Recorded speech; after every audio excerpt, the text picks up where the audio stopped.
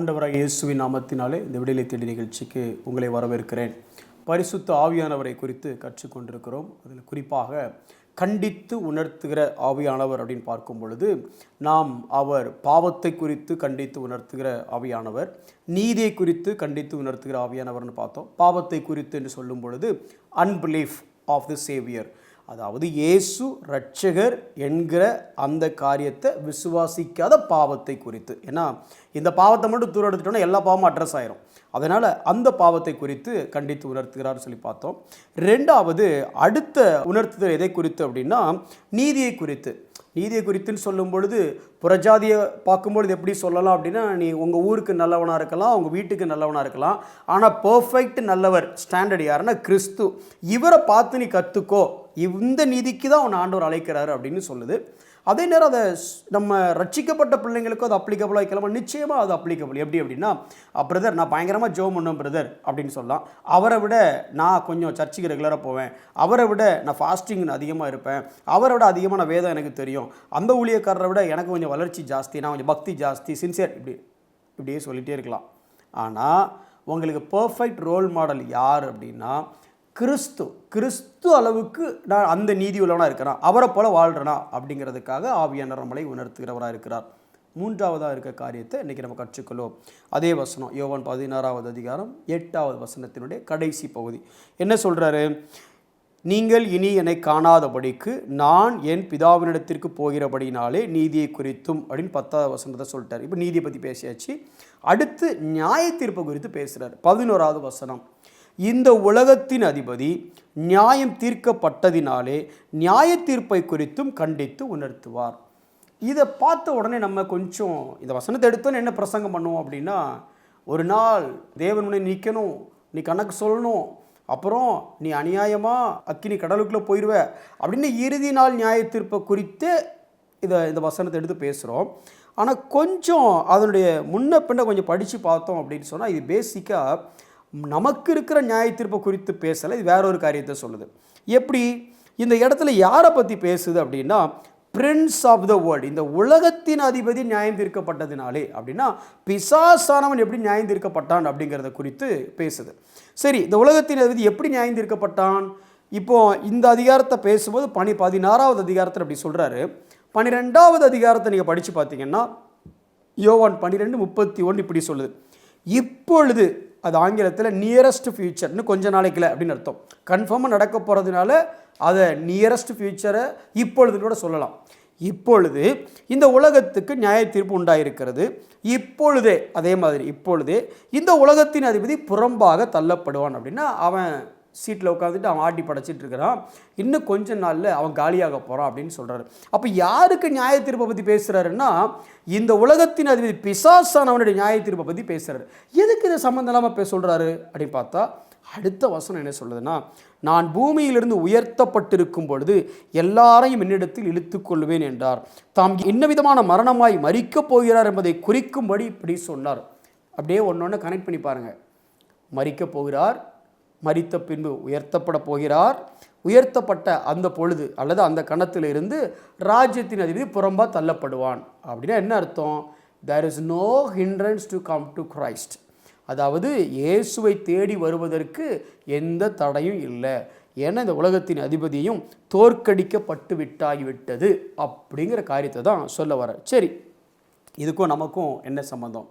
பேசிக்காக இந்த Prince of the வேர்ல்டுக்கு கிராஸில் என்ன நடந்துச்சு, அவன் என்ன ஆனா அப்படிங்கிறத தான் ஆண்டவருக்கு சொல்ல வர்றார். என்ன ஆனா, கிட்டத்தட்ட பார்த்தீங்கன்னா 4000 வருஷமாக மனுஷனை ஆண்டுகிட்டு இருக்கிறான். எப்படி ஆண்டுகிட்டு இருக்கிறான்னா, பாவத்தின் வல்லமையை வச்சு ஆண்டுகிட்டு இருக்கிறான். இந்த எல்லா மனிதர்களும் பாவத்தின் வல்லமையை, பவர் ஆஃப் சின், அதில் மாட்டிகிட்டு இருக்கிறாங்க. இப்போ இந்த பவர் ஆஃப் சின்னில் அந்த கிளிட்சை ஆண்டவர் உடைக்கிறார். எப்போ உடைச்சாரு? கொலோசியர் 3வது அதிகாரம் 15வது வசனத்தை பார்த்தீங்க அப்படின்னா, துரைத்தனங்களையும் அதிகாரங்களையும் உரிந்து கொண்டு வெளியரங்கமான கோலமாக்கி அவைகளின் மேல் சிலுவையிலே வெற்றி சிறந்தார் அப்படின்னு கொலோசியருக்கு பவுல் எழுதுறாரு.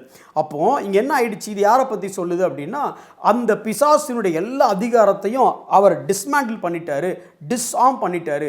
இனிமேல் அவனுக்கு எந்த அதிகாரமும் இல்லை. அப்போ இனிமேல் என்ன? அவர்கிட்ட வர்றதுக்கு தடை இல்லை.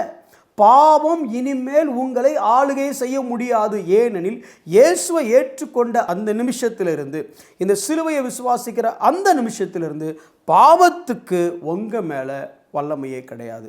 சரி, இது எதுக்கு இது நமக்கு சொல்லும், இல்லை பரிசுத்த ஆவியானவருக்கும் இதுக்கு என்ன சம்பந்தம்? நல்ல கவனிங்க. இந்தியா சுதந்திரம் அடைந்த போது அப்போ இன்றைக்கி இருக்கிற மாதிரி மீடியா கம்யூனிகேஷன்லாம் இல்லை. பல கிராமங்கள் இந்தியா சுதந்திரம் அடைஞ்சிட்டு அப்படிங்கிற விஷயமே தெரியாமல் பல இடத்துல அன்னைக்கு இருந்த அங்கே லோக்கல் அந்த அந்த பிரின்சஸுக்கு அவங்க அடிமைகளாகவே இருந்தாங்களாமா. நாடு சுதந்திரம் அடைஞ்சிட்டு, ஆனால் இவங்க சுதந்திரம் அடையலை. அல்லது இப்படி சொல்லலாம், அதாவது சுதந்திரம் அடைஞ்சிட்டோங்கிற அறிதல் புரிதல் இவங்களுக்கு இல்லாததுனால அவங்க அடிமையாக இருந்தாங்க. இன்றைக்கி நம்மளும் அப்படி தானே பிரதர், இந்த உலகத்தில் இருக்கும் பிரதர், பிசாசு அப்படி தான் பிரதர். இல்லை பிரதர், சுதந்திரம் அடைஞ்சிட்டீங்க, நீங்கள் ரட்சிக்கப்பட்டுட்டீங்க அப்படின்னா குமாரனுடைய அன்பின் ராஜ்யத்துக்குள்ள வந்துட்டீங்க. அப்போ ராஜா யாருன்னா குமாரன் தான் ராஜா. இதுக்கு முன்னே யார் ராஜாவாக இருந்தா? இருளின் ராஜ்யத்தில் இருந்தீங்க. யார் ராஜா? பிசாசு ராஜாவாக இருந்தான். அங்கே இருந்து உங்களுக்கு சுதந்திரம் கொடுத்தாச்சு. சுதந்திரம் கொடுத்து நீங்கள் எங்கே வந்துட்டீங்க அப்படின்னா அன்பின் குமாரனுடைய ராஜ்யத்துக்கு வந்துட்டீங்க. அடிக்கடி ஆவியானவர் இதை உங்களுக்கு ஞாபகப்படுத்தணும். என்ன? ஐயோ எவ்வளோ பெரிய பிசாசு தெரியுமா, ஐயோ அந்த பிசாசு என்ன பண்ணுவோம் தெரியுமா, ஒரு நிமிஷம் வெயிட் பண்ணுப்பா, இந்த பிசாசை நான் கொலைசியர் 2:15 படி அவனை துகில் உறிஞ்சிட்டேன், அது உனக்கு தெரியுமா? இந்த பிசாசு பெரிய பிசாசு, இந்த பாவம் பெரிய பாவம், இதிலிருந்து வெளியில் வர முடியாது. இப்படி ஏன் யோசிச்சுட்டு இருக்கிறியா?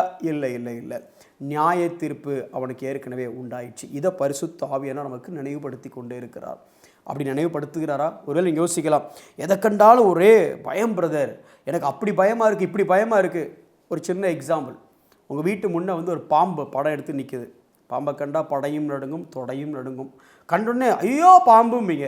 இப்போது சொல்கிறாங்க அந்த பாம்புக்கு பல்லு இல்லை, பாம்பு பல்லை பிடுங்கியாச்சு, விஷத்தெல்லாம் எடுத்தாச்சு, பாம்புகிட்ட விஷமே கிடையாது அப்படின்னு சொன்னாலும் நீங்கள் இந்த பாம்பு பக்கத்தில் போவீங்களா? உங்களை பொறுத்த வரைக்கும் அது பாம்பு. ஆனால் இந்த சைனா தேசத்தில் இந்த பாம்பெல்லாம் சமைச்சு கொஞ்சம் சாப்பிடுவாங்க. அதை நீங்கள் கொஞ்சம் முடிஞ்சால் வீடியோ எடுத்து பாருங்கள். அப்படியே பாம்பு படம் எடுத்து நிற்கும். ஒரு பெண்மணி என்ன பண்ணுவாங்கன்னா அந்த பாம்பை பிடிச்சி நல்ல படம் எடுத்து நிற்குங்க. டமால் அந்த பாம்பை சும்மா ரொம்ப கேஷுவலாக கழுத்தை பிடிச்சி டக்குனு கரக்கரன்னு கட்டி போட்டே இருக்கும்.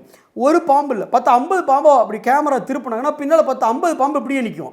எல்லாம் அப்படி தலையை தூக்கி நிற்கும். அந்த அம்மா பாட்டுக்கு ஏதோ காய்கறி நறுக்கிற மாதிரி புடலங்காய் வெட்டி போடுற மாதிரி ஒன்றா பிடிச்சி வெட்டி போட்டுருக்கும். டக்குன்னு அதில் விஷமுள்ள ஒரு பாம்பு இருந்துச்சா வெட்டுமா? வெட்டாது. ஆனால் அந்த அம்மாவுக்கு ஒன்று தெரியும். என்ன தெரியுமா?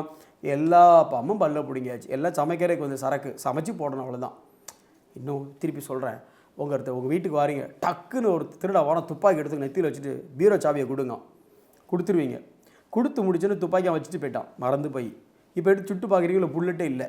அடா பாவி, புல்லட்டே இல்லாத பொம்மை துப்பாக்கியாடா இது, இதை தலையில் வச்சார், இதுக்காடா பயந்தேன். இதைத்தான் நான் சொல்ல வரேன். நியாய தீர்ப்பை குறித்து கண்டித்து உணர்த்துவார்னா, இந்த உலகத்தின் அதிபதி ஆல்ரெடி நியாயம் தீர்க்கப்பட்டு விட்டாகிவிட்டது. அஃப்கோர்ஸ் அவனுடைய ப்ரெசன்ஸ்னு இருக்குது, நான் இல்லைன்னு சொல்ல வரல. அவனுடைய வல்லமை ஒன்றுமே இல்லை அப்படின்னு சொல்ல வரல. அவன் தந்திரம் பொல்லாதது, அவனுடைய கன்னிங்னஸ் பொல்லாதது, அவனுடைய இன்னும் சொல்லப்போனால் அவனுடைய சுபாவம் பொல்லாதது. அவன் பொய்யனாக இருக்கிறான், அதில் எந்த மாற்று கருத்து இல்லை. எவனை வஞ்சிக்கலாமோ என்று சுற்றி திரிகிறான், அதில் எந்த மாற்று கருத்து இல்லை. அவன் பொய்யனுக்கு பொய்யனாக இருக்கிறான், எந்த மாற்று கருத்து இல்லை. ஆனால் உங்கள் கையை முறுக்கி உங்களை கீழே தள்ளக்கூடிய வல்லமை அவனுக்கு இல்லை. ஒவ்வொரு முறையும் கிறிஸ்துவுக்குள்ளே இருக்கிற நீங்களும் நானும் உணர வேண்டிய ஒரு விஷயம் என்ன அப்படின்னா, நாம் பிசாசின் ராஜ்யத்துக்கு உள்ளே இல்லை. ஒரு சின்ன எக்ஸாம்பிளோட சொல்லிட்டு கற்பனையான ஒரு விஷயத்தை சொல்லிட்டு முடிக்கிறேன். இப்போ 2 பிசாசு உங்களை பார்த்துச்சுன்னா எப்படி பேசுவாங்க அப்படின்னா, இங்கே பாடுறா, துப்பாக்கி நம்மகிட்ட இருக்குது, உள்ள புல்லட் இல்லைன்னு அவனுக்கு தெரியாது, அதனால் நீ துப்பாக்கியை குண்டு இருக்கிற மாதிரியே நீ பில்டப் பண்ணு அப்படின்னு பிசாசு பேசிக்கும். நாமளும் என்ன ஐயோ துப்பாக்கி இருக்குன்னு பயந்துகிட்டே இருப்போம். ஆனால் பரலோகம் எப்படி பார்த்துட்டு பரலோகம் பார்த்துட்டே இந்த புஷ்பராஜுக்கு எதிர்த்து ஒருத்தன் வந்தான், அவனை எங்கடா ஆளை காணும், எங்கடா வெட்டுப்பூச்சி மாதிரி ஆளே காணுமடா, எங்கடா வந்து நின்னா நாம் அடிப்போம், ஐயோ அவ்வளோ பெரிய பிரச்சனைண்டு. ஆனால் பரலோகம் பார்க்கும்போது எங்கள் புஷ்பராஜ் தெரிகிறாரு, அந்த அந்த அந்த எதிர்த்து அந்த பிரச்சனையை காணுமப்பா, பிசாசோட தூதனை காணுமே. வெடிக்கே சொல்கிறேன், எப்படி புரியணும் அப்படின்னா, இந்த பிசாசை தேவன் துகில் உறிஞ்சிட்டார். அவனால் நம்ம மேலே ஆளுகை செலுத்த முடியாது. நீங்கள் வீட்டில் படுக்கும்போது கதவை போட்டிட்டு படுங்க, புரியலையோ? பிசாசு ஒன்றுமே செய்ய முடியாது. திருடனா இங்கிட்டு வரமாட்டான் பிரதர், கதவை திறந்து போட்டு படுத்திங்கன்னா திறந்துருக்க வீட்டில் யாருனாலும் வருவாங்க. அதனால் நாம் ஆவிக்குரிய சர்வாயுத ஆயுதங்களை தரித்து கொண்டு பாதுகாப்பாக இருக்கணும். அதில் எந்த மாற்று கருத்தும் இல்லை. ஆனால் ஒரு விஷயம் புரிந்து கொள்ளுங்கள், பிசாசுக்கு உங்கள் மேலே அதிகாரம் கிடையாது. அவனை அவர் ஏற்கனவே தோற்கடித்து விட்டார் என்பதை ஆவியானவர் நமக்கு உணர்த்தி கொண்டே இருக்கிறார். உணர்ந்தவர்களாக இருப்போம். கண்களை மூடி நாம் ஜெபிப்போம். அன்புள்ள ஆண்டவரே, நீர் சிலுவையில் எங்களுக்காக செய்த காரியத்தினுடைய வல்லமையை, உண்மையை இன்னும் அதிகமாக புரிந்து கொள்ள எங்களுக்கு நீர் உதவி செய்யுங்க ஆண்டவரே. பைத்தியமாய் தோன்றுகிற அந்த பிரசங்கம், நாங்களோ சிலுவையில் அறையப்பட்ட இயேசுவை குறித்து அப்படின்னு சொல்லி பவுல் சொல்கிறார். ஆண்டவரே, எங்களுடைய வெற்றி அங்கே இருக்குது. இதை உணர்ந்தவர்களாக, தைரியம் உள்ளவர்களாக, நம்பிக்கையுள்ளவர்களாக, உறுதியானவர்களாக, உமக்கு பிரியமானவர்களாக இந்த உலகத்தில் வாழ பலன் தந்து வழி நடத்துங்க. இயேசுவின் நாமத்தில் ஜெபிக்கிறோம் நல்ல பிதாவே, ஆமென்.